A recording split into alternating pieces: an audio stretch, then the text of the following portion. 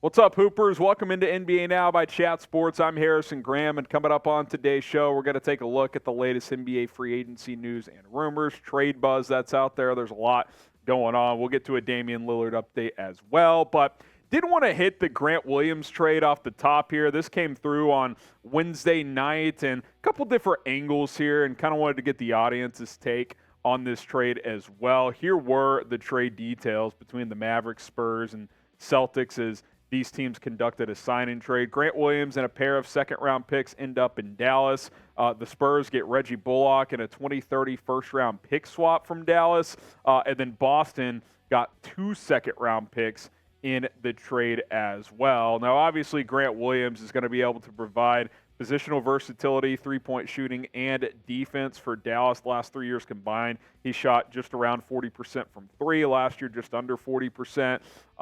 And mostly a reserve role. Pretty good chance he's going to start for the Mavericks. Now, Reggie Bullock goes to the Spurs. Expiring deal, owed about $10.5 million this year.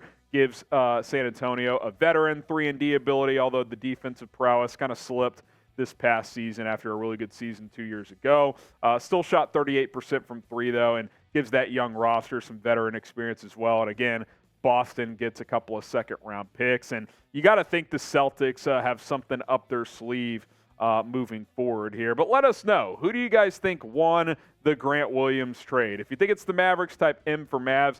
I think they did pretty well here to get Williams and 2 seconds. If you think it's the Spurs, type S for Spurs. Or if you think it's the Boston Celtics, type C for the Celtics. Let us know in the chat who won this trade. Matisse Thybulle signed a offer sheet with the Mavericks, 3 years and $33 million, but the Portland Trail Blazers have matched that offer sheet, didn't waste much time in doing it. So he's going to remain in Portland, and it's not hard to see why the Blazers are opting to keep him here, because after acquiring him in a midseason trade last year, in an increased role, almost 28 minutes per game, scoring went up, the defense was still there, and for the first time in his career, he actually showed some consistent three-point shooting and almost 4 attempts a game, which is more than any other time in Philadelphia. He shot just under 39% from three. Now, if he can keep that up, he could be one of the best role players in the NBA. I don't know if he can shoot just shy of 40% from three consistently, but if he shoots 35, 36% from three, it's certainly well worthwhile for the Blazers to keep him around. The Mavericks threw the kitchen sink. They added a 15% trade kicker, a player option on the third year, and Portland still matched the offer, so they were pretty set on bringing him back for the foreseeable future. Subscribe to Chat Sports because we cover the offseason better than anyone. At least we like to think we do. Don't miss a thing. Daily coverage, news, rumors, free agency signings, trades, trade rumors, everything else that's going on in the association. Hit that subscribe button and join us here at Chat Sports. Now, a lot of you guys want to know what the latest around Damian Lillard is. Obviously, that's kind of been the focus of free agency the last several days. Where will Dame end up? Obviously, Miami is the favorite, heat or bust, as we're calling it here, as the latest reports continue to suggest that Damian Lillard remains solely focused on joining the Miami Heat. We'll get you caught up on those recent reports, both from Dame's standpoint and the Portland Trailblazers standpoint, as Adrian Wojnarowski did some deep reporting. But first, I want to tell you guys about these draft hats that are still available. The cool thing about these draft hats this year is they're not really draft-centric. I mean, it's just cool team hats, right? You can rock these all year round. Chatsports.com/NBA draft hats. Link in the comments and in the description to get yourself a new lid today. You can rep any of the 30 NBA teams with some different styles, flat bills, curved bills, whatever your flavor is. Pick one up right now. Link is in the comments and in the description. Chatsports.com/NBA draft hats. Here's Woj on Damian Lillard and his agent side of things. Lillard's agent, Aaron Goodwin, he says, has been calling prospective trade partners and warning against trading for his client. Team execs tell ESPN. Goodwin is telling organizations outside of Miami that trading for Lillard is trading for an unhappy player. For teams calling about trading for Damian Lillard, the message from the Portland Trailblazers has been unambiguous. Bring your best offer and make your team our preferred trade destination. He continues with the Blazers side of it. GM Joe Cronin doesn't plan to operate a transfer portal to the Miami Heat and dutifully deliver history's greatest Blazer to his targeted team. Ownership plans to honor Lillard's trade request, but the Blazers officials are telling teams that they'll move Lillard for only the deepest return of assets available. So what Woj is saying here is Portland isn't just going to give Dame away, and quite frankly, they shouldn't. That would be silly to do. Now, this could drag out, right? Because Dame is steadfast on joining Miami. That's what he wants. He wants to team up with Jimmy Butler and Bam Adebayo. But Portland isn't just going to accept a trade if they don't feel like it's proper value. They're going to listen to other teams, and they're going to take those offers back to Miami and say, hey, I've got this on the table. What are you willing to do? Because I get it. The Trailblazers owe Damian Lillard a lot. He's the best player in their franchise's history. For a long time, he remained loyal.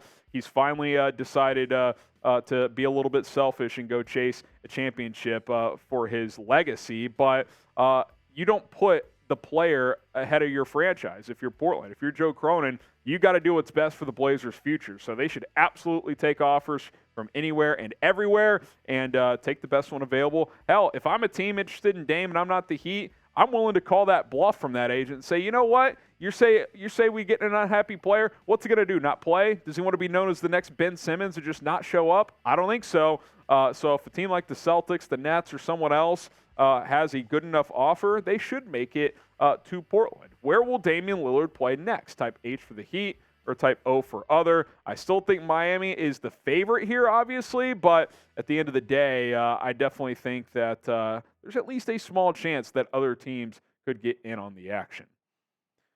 From Damian Lillard to Tyler Herro as he continues to be linked to trades, because obviously if the Heat do get Lillard, Tyler Herro is almost certainly going to get moved to a third team. Now the question is, what is Tyler Herro worth? Well, Adrian Wojnarowski again says teams are interested in trading a first-round pick for Herro. So at least one first-round pick per Adrian Wojnarowski. Here's Woj once again.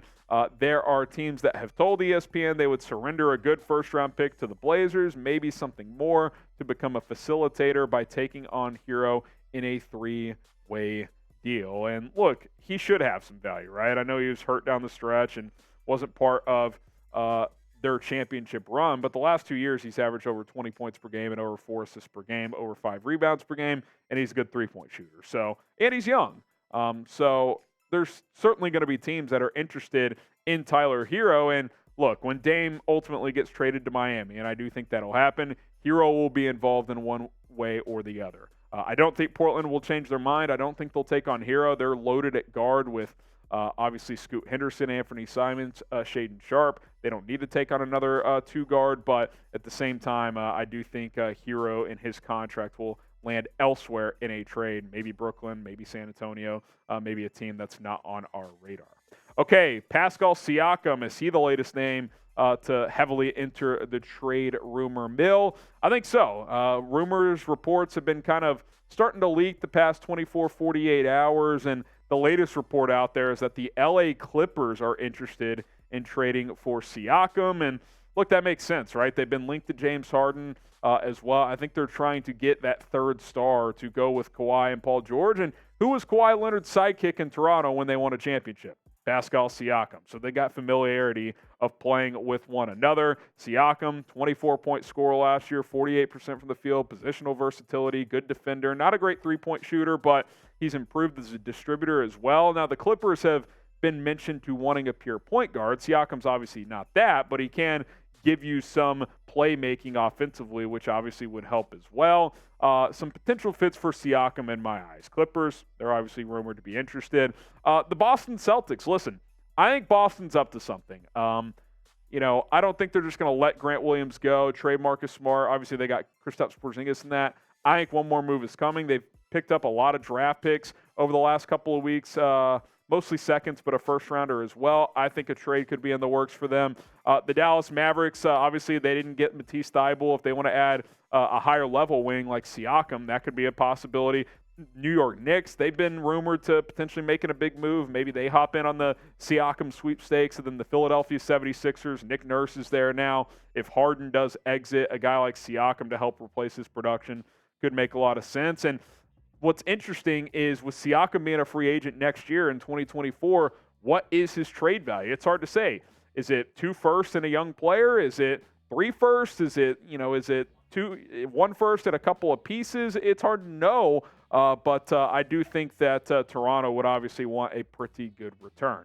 Now, will Pascal Siakam get traded? Type T for trade or W for won't, that he will not.